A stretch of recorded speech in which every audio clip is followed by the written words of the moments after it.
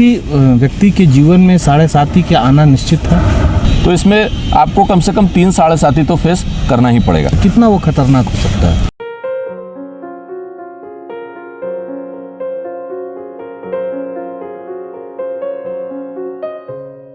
नमस्कार, एस्ट्रो दर्शन के कार्यक्रम में आपका फिर से स्वागत है। हमारे एक दर्शक हमसे पूछे थे कि शनि की जो साढ़े साती होती है वो क्या होती है, उसे हमें विस्तार से जरूर बताइए। हमारे साथ है आचार्य शिशिर पाठक जी। नमस्कार। नमस्कार आचार्य जी, आज हम लोग शनि की साढ़े साती पर बात करेंगे कि साढ़े साती क्या होती है, क्योंकि लोग जैसे ही सुनते हैं शनि की साढ़े साती है एक डर सा अनुभव होने लगता है। क्या शनि की साढ़े साती सही में उतने खतरनाक है? शनि की साढ़े साती को समझने के लिए ज्योतिष के कुछ आधारभूत नियम समझने आवश्यक हैं।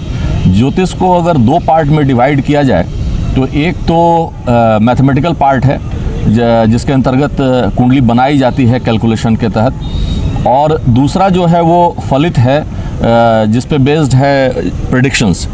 तो प्रेडिक्शंस जो हम लोग करते हैं किसी भी व्यक्ति की कुंडली देख करके, उसमें 3 चीज़ों को कंसीडर किया जाता है। एक तो जो बर्थ चार्ट है, जो जन्म लग्न कुंडली है, जो आपके जन्म के समय में जो ग्रहों की स्थिति थी वो है, और दूसरा महादशा। आप लोग सुनते होंगे कि किस ग्रह की महादशा चल रही है, अंतर्दशा चल रही है, तो वो 120 साल की विंशोत्तरी महादशा की एक साइकिल है, उसको कंसीडर करना होता है। और जो तीसरी बात है वो ये है कि अभी वर्तमान में आपके जन्म कुंडली के हिसाब से आसमान में ग्रहों की स्थिति क्या है, उसको गोचर बोलते हैं, ट्रांजिट बोलते हैं।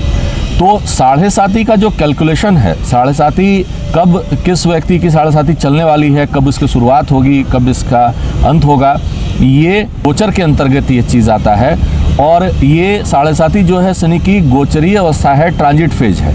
तो पहले तो इस चीज़ को समझना आवश्यक है कि साढ़े साती शनि की गोचरीय अवस्था है। अच्छा, किसी भी व्यक्ति के जीवन में साढ़े साती के आना निश्चित है? हाँ, साढ़े साती आना निश्चित है। इसको ऐसे कह सकते हैं कि कोई भी व्यक्ति अगर 30 साल का जीवन व्यतीत करेगा तो उसे एक साढ़े साती फेस करना पड़ेगा। तो इसी तरीके से आप मल्टीप्लाई कर लीजिए कि कोई अगर 60 साल का जीवन जी रहा है तो 2 साढ़े साती, कोई अगर 90 ईयर्स जी रहा है तो 3 साढ़े साती। तो इसीलिए हम लोग मान के चलते हैं कि आज के समय में एवरेज अगर पूर्ण आयु किसी की है तो 80-85 है, तो इसमें आपको कम से कम 3 साढ़े साती तो फेस करना ही पड़ेगा। अगर किसी की लाइफ में साढ़े साती आता है तो कितना वो खतरनाक हो सकता है? ये डिपेंड करता है कि आपके बेसिक चार्ट का स्ट्रेंथ क्या है, आपकी जन्म लग्न कुंडली कितनी मजबूत है, आपको वो जो साढ़े साती है वो किस दशा के अंतर्गत मिल रही है। जब वो साढ़े साती शुरू हो रही है और अंत हो रहा है उसका, एक तो ये 7.5 साल का पीरियड है, इसीलिए हम लोग इसको साढ़े साती बुलाते हैं। इसका भी 3 फेज़ होता है। शनि एक राशि में 2.5 साल रहते हैं, तो 2.5 करके 3 फेज़ पार करना होता है। तो एक ही व्यक्ति को अगर 2 बार साढ़े साती फेस करना पड़ता है तो ये बिल्कुल ज़रूरी नहीं है कि दोनों साढ़े साती में सेम इम्पैक्ट आए। एक तो लाइफ के स्टेजेस डिफरेंट होंगे, दूसरा कि आपकी दशा बदल चुकी रहेगी, और बहुत सारा दूसरा फैक्टर्स रहेगा। बाकी अन्य ग्रहों का गोचर भी अलग रहेगा। तो इसीलिए हर बार साढ़े साती का इम्पैक्ट अलग रहेगा, हर व्यक्ति के लिए अलग रहेगा। साढ़े साती का अपना ही 144 टाइप है, क्योंकि 12 राशि और 12 लग्न, 12 × 12 = 144। तो ऐसा कहना कि हिमांशु जी आपकी साढ़े साती भी चल रही है और मेरी साढ़े साती भी चल रही है तो दोनों पे बिल्कुल एक जैसा प्रभाव होगा, ये बिल्कुल गलत है। किसी को हेल्थ रिलेटेड प्रॉब्लम हो सकता है, किसी को फाइनेंशियल इश्यूज हो सकता है, किसी के ऊपर केस मुकदमा हो सकता है, तो सबके ऊपर बिल्कुल अलग अलग इम्पैक्ट इसका होता है। तो क्या साढ़े साती निश्चित है कि नेगेटिव ही देता है? हाँ, ये बिल्कुल तय है कि साढ़े साती का प्रभाव नेगेटिव ही होता है। लेकिन आप बहुत सारे ऐसे लोग पाएंगे जो कहेंगे कि मेरी साढ़े साती चली और मुझे कोई इसका फ़र्क पता नहीं चला। तो फ़र्क पता इसलिए नहीं चला कि उनके चार्ट का स्ट्रेंथ बहुत होगा या फिर बहुत ही फेवरेबल महादशा में साढ़े साती चल रही होगी, तो जो ग्रोथ रिटार्ड हुआ वो उनको फील नहीं हुआ।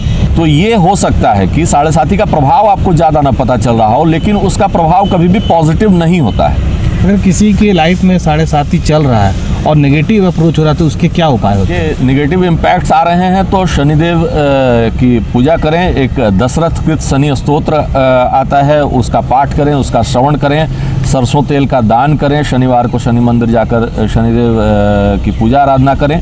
ये सारी चीज़ें की जा सकती हैं। अगर बहुत ही ज़्यादा प्रॉब्लम है, जैसे कि शनि से रिलेटेड जो बीमारियां हैं अगर वो हो रही हैं, डेंटल इश्यूज़ हो रहे हैं, आर्थराइटिस है, यहाँ तक कि पैरालिसिस भी शनि के कारण होता है, साइटिका, माइग्रेन, बहुत ज़्यादा अगर किसी तरीके, या फाइनेंशियल इश्यूज़ बहुत हो गया, कर्ज बहुत बढ़ गया, मतलब ऐसा है जो कि बहुत हल्के फुल्के उपाय से कंट्रोल नहीं हो रहा है, तो फिर शनिदेव के मंत्र का 1.25 लाख जाप करवा लेना इसका सबसे उत्तम उपाय। 50% पॉपुलेशन और बाकी शनि के जो नकारात्मक दशाओं के प्रभाव में लोग हैं, तो शनि से अछूता कोई नहीं है।